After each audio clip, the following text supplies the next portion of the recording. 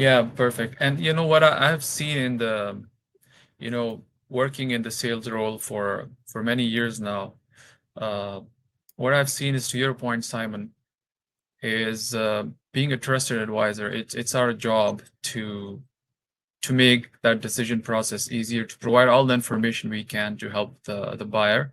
But at the same time, I think it helps us as a team or as a person or as an organization. It helps us also to build the credibility, to build the rapport. And sales is something that is not just a one time thing. So you gotta build that rapport, that credibility.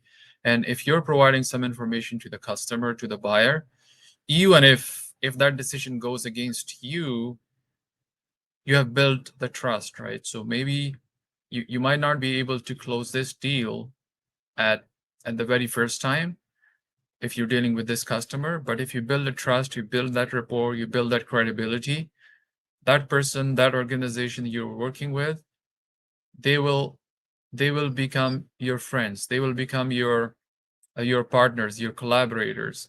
And down the road, you would see that, they'll be more open to the conversations, and you may be able to close more deals in the future. So just think sales as a long-term thing as opposed to being just a short-term one-time thing.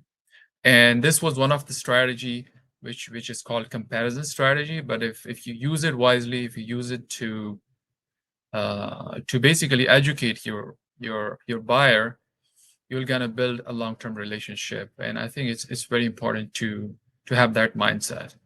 Yeah, and also another thing to add, Wajid, when it comes to the comparison model is understanding or providing information about the total cost of ownership, right? Oftentimes we see that prospect might see the price as a one-dimensional aspect, but when we take into consideration all the different elements, all the different dimensions that encompasses the total